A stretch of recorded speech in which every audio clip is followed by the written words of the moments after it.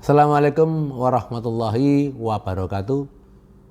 Perkenalkan, nama saya Suwandi Widianto, dosen Prodi Seni Karawitan di Sekolah Tinggi Kesenian Wilwatikta, Surabaya. Saya mengampu karawitan Madura. Perlu diketahui, sebelum MBKM karawitan Madura itu dibagi berjenjang 1 dan 2, tapi sekarang jadikan 1, hanya tersebut karawitan Madura. Secara deskripsi, karawitan Madura itu adalah memberikan kesempatan untuk belajar bagi mahasiswa tentang penguasaan karawitan gaya Madura yang dibagi menjadi beberapa tahapan yang tercermin dari tingkat kesulitan, kedalaman materinya yang meliputi fungsi, struktur, bentuk, jenis, dan garapnya. Dari mata kuliah ini disampaikan beberapa teknik khusus, unik, yang diperagakan dalam bingkai garap gending giro lamongan, gending rarari, gending talang, pospo, kembang jambu, dan pelok temor. Dan pada ujungnya, jika waktu memungkinkan ada pengayaan, kita akan merambah pada aransemen lagu-lagu Madura yang bisa di aransemen dengan gamelan ataupun non gamelan. Untuk diketahui, karawitan Madura ini di Prodi Karawitan ditempuh pada semester 4. Kenapa di semester 4? Karena untuk persiapan beberapa tahapan untuk pengujian di samping UAS. Yang kedua itu adalah tahapan ujiannya adalah pada pembawaan di semester 5. Materi karawitan Madura menjadi materi wajib untuk ujian pembawaan. Dan pada semester 8, tahapan ujian berupa ujian akhir itu jika mahasiswa berkenan untuk mengangkat karawitan Madura menjadi penciptaan, dasar penciptaan maupun pengkajian itu bisa. Dan beberapa tahun ini karawitan Madura tidak saja dipraktekkan di dalam ruangan, tetapi banyak berkembang dalam proses kajian, utamanya bagaimana teman-teman mahasiswa meneliti tentang apa itu karawitan Madura, terutama karawitan Madura gaya Sumeneb dan Pamekasan. Perlu diketahui, karawitan Madura itu memang sementara ini masih berdasar pada karawitan gaya Sumeneb maupun Pamekasan, belum merambah pada gaya Sampang maupun Bangkalan. Karena memang beda kultur, meskipun sama-sama Madura, tapi secara teknik ataupun secara kesenian karawitan sangat berbeda di antara 4 daerah yang ada di Madura. Selanjutnya, apa sih tujuan karawitan Madura diberikan kepada mahasiswa? Tidak hanya sebagai literasi, tidak hanya sebagai perbekalan, tapi bagaimana mahasiswa STKW itu bisa mengenal, mengetahui, dan memahami apa-apa yang ada di Jawa Timur, terutama unsur karawitan. Di STKW perlu diketahui ada karawitan Jawa Timur yang meliputi gaya Surabaya, karawitan Malang, karawitan gaya Surakarta, karawitan Banyuwangi, dan karawitan Madura.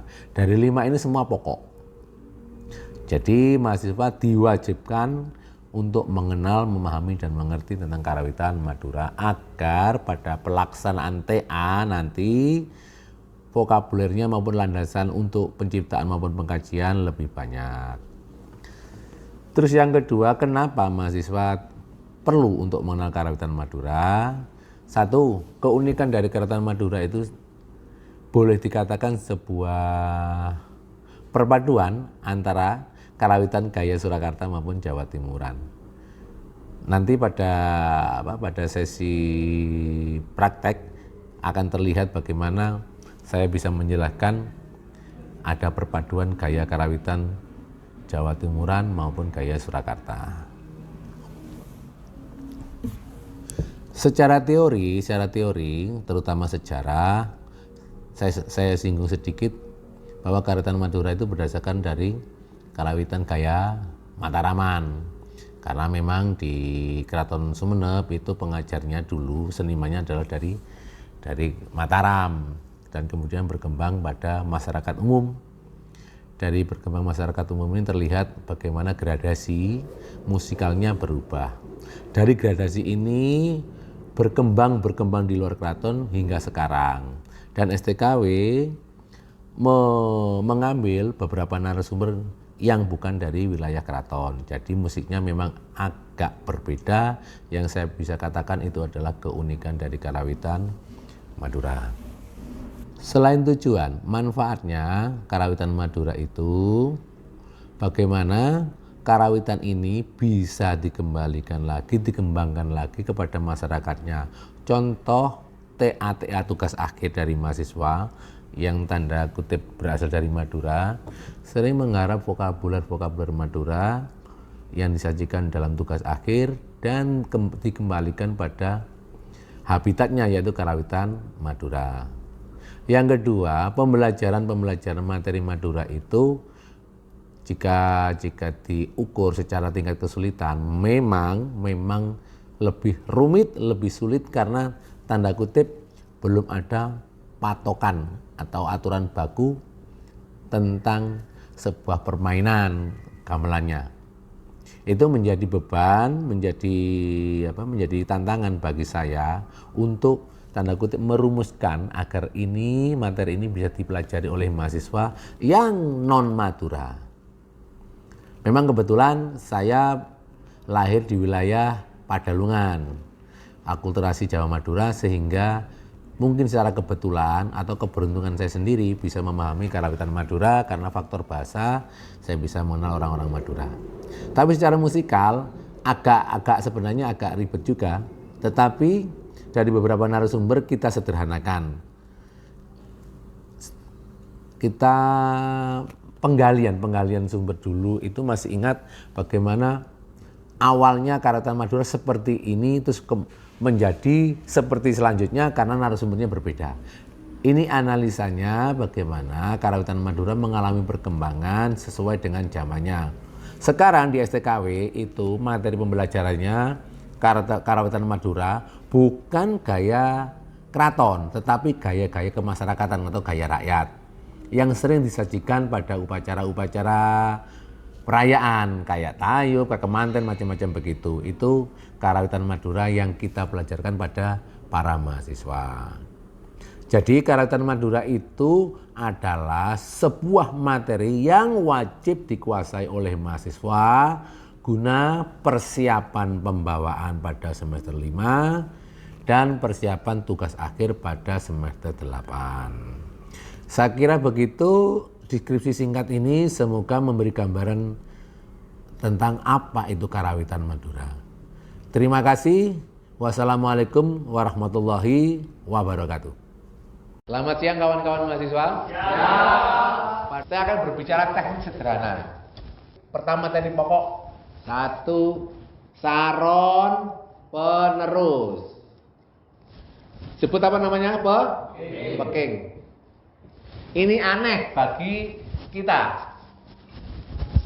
Di wilayah Jawa Timur pekingannya apa? Mata Raman Gaya Surakarta. Setiap nada dipukul berapa kali? Dua kali. Contohnya kalau roji pukulannya ro ro ji ji ro ro ji. Kalau Jawa Timur ro ro ro ji ro ro. Itu menunjukkan ini gaya Surakarta. Ro ro ji ji ro ro ji. Oke. Sampai sini paham? Terus yang kedua, kempul. Aneh ini. Kempul kalau dalam struktur ladrang 1 2 3 4 1 2 3 4. Harusnya kalau mengikuti gaya Surakarta kempulnya ada di 3 di sini. Tetapi di dalam karawitan gaya Madura itu kempulnya 4. Ini apa kira-kira? Gaya Jawa Timur. Aneh ya. Jadi apa ya? Aneh banget. Tapi itu memang gayanya mereka. Oke, next. Sekarang yang ketiga, loncat sini nggak apa-apa. Bonang Barum. Kalau ada nada loro siji, pukulannya bonang bareng berapa? Siji. Bener nggih?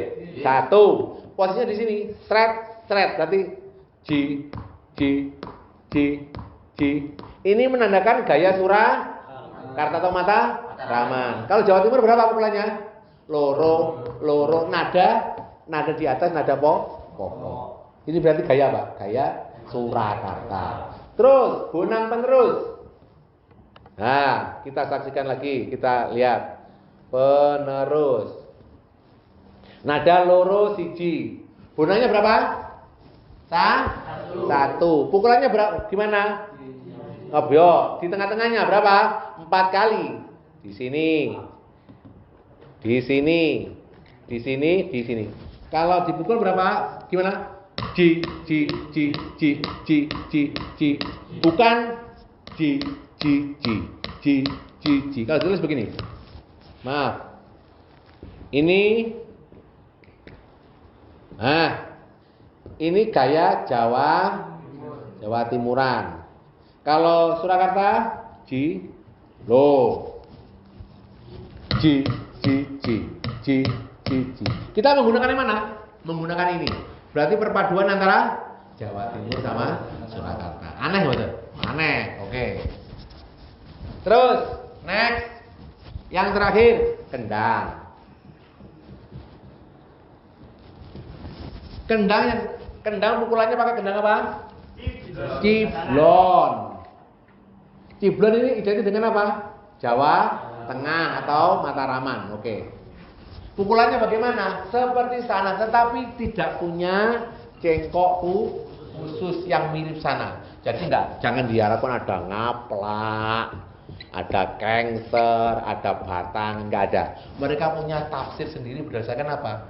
Gaya pendengar mereka, resapan dari istana. Jadi ngomongin, oh ini ya, gitu. Jadi kalau ngomong ditulis buku tung, mereka tidak kenal ini.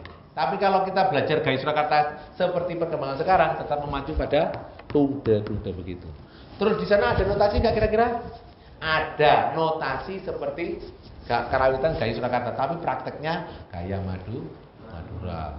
Jadi sebenarnya gending karawitan di Sumeneb Pamekasan banyak, tidak hanya ini. Ini sampel aja. Ini yang Pak Wanti anggap ini unik.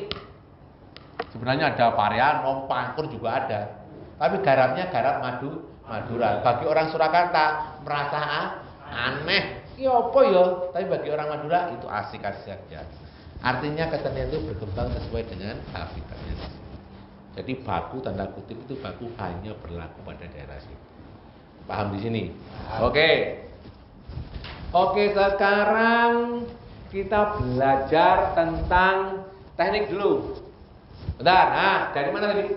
Taruh penerus, Peking coba nada 2-1, loro siji, tabun. Roro.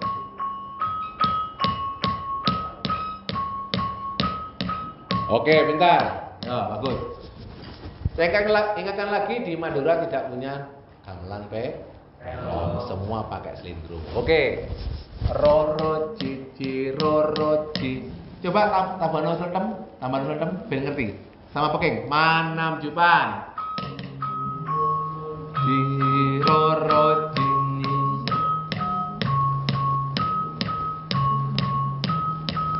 Gampang ya? Oke, sekarang tambah bonang baru. Gayanya Surakarta. Sini nih. Oke. Manam Jepang. Roti.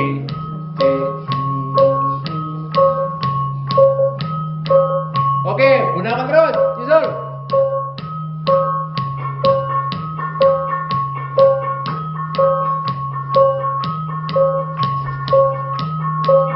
Gampang ya? Oke. Stop. Terima kasih. Ada pertanyaan? Gak ada? Oke, terima kasih. Kita akan menginjak ke materi gending pokok, yaitu gending talang. Gending talang itu secara struktur seperti gending ladrang kalau dalam gaya Surakarta. Kalau dalam gending Jawa Timuran strukturnya seperti gening sakluwung. Tapi kempulannya ada 1, 2, 3, 4. Kenongannya ada 1, 2, 3, 4. Oke. Struktur. Ini nadanya bisa apa saja, tergantung gendingnya. Kalau talang nanti saya sebutkan di situ ada kertasnya ya. Oke. Next. Jalannya gending. Ini aneh. Saya menarik. Madura itu bukonya, memulainya justru pada instrumen gambang. Instrumen gambang sering digunakan untuk membuka. Dalam karawitan gaya Surakarta maupun Jawa Timur hampir tidak pernah ada gending dimulai dari gambang, kecuali gaya Banyumas sana memang seperti gamelan calong maupun gamelan kumpiung itu seperti gambang. Tapi Surakarta, Jogja tidak ada, hampir tidak ada. Itu karawitan Madura. Berarti posisi gambang menjadi vital. Terus ada yang unik lagi adalah siter. Kehadiran instrumen siter dalam kasana karawitan gaya Madura itu penting, terutama pada bagian patetan. Di wilayah Jawa Timuran, Surakarta maupun Jogja, siter itu tidak diperbolehkan ikut nabuh dalam patetan. Hanya gambang, rebab, kempul, geder. Tapi dalam Madura justru itu wilayah patetan.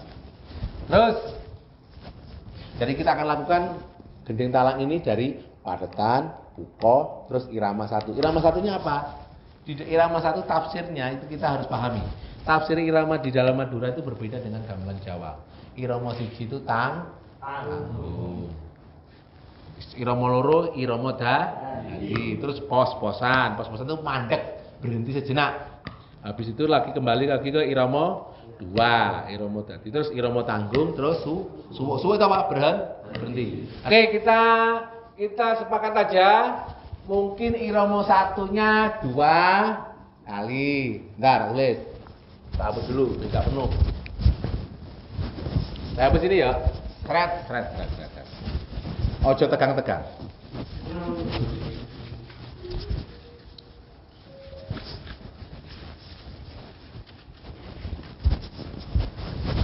Oke, biar mempercepat. Irama 1-nya 2 kali. Irama 2-nya 1 pos 2 kali 4 kali. Setelah itu kembali lagi irama. Benar ya irama? Sorry. Pos-posan terus irama 1. Irama 1 ya? 1, oke. 2 kali suwuk ya? Benar kira-kira gini, oke? Dipahami nggak ini? Yakin? Oke, sekarang dilihat notasinya, kalau nggak hafal tulis. Kita hapus dulu ya atasnya. Bentar.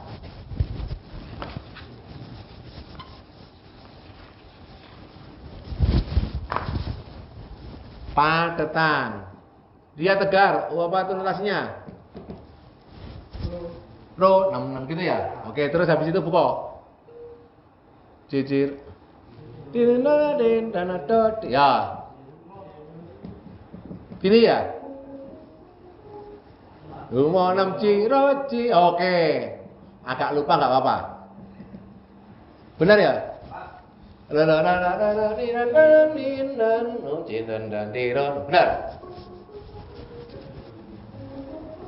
Oke, kita turunkan satu nada apa enggak? Oh iya, ini teman-teman, kenapa kok Madura tuh kalau pakai gamelan Jawa selalu saya turunkan satu nada? Karena memang gamelan Madura rata-rata rendah nadanya. 5 Jawa pada karo 6 Jawa. Jendek. Oke. Rolo mana gitu ya? Oke. Nah, Jiro lu mau? Jiro lumo cinamoro. Oke. Jiro lumo cinamoro cimonem. Gitu ya? Oke. Tak tulis ya. BE salah. Jiro dana jiro ci. Sorry. Namo roci. Namo Roji Namo Jinem Loro Namo Jinamo Lu. Benar ya? Oke. Molu, sorry. Namo Jinem Loro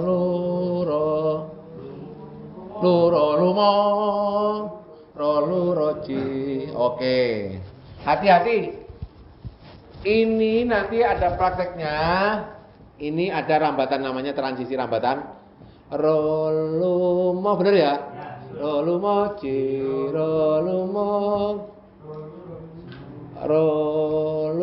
roji. Ini notasi pendek-pendek ini mewakili ini.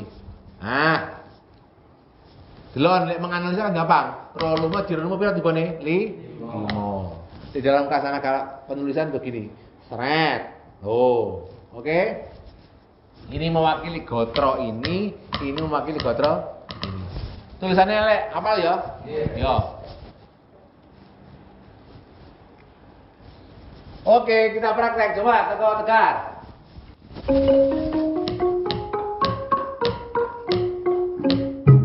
Bang ini. Terus. Ayo, ulangi lagi. Bukannya salah ya. Oke.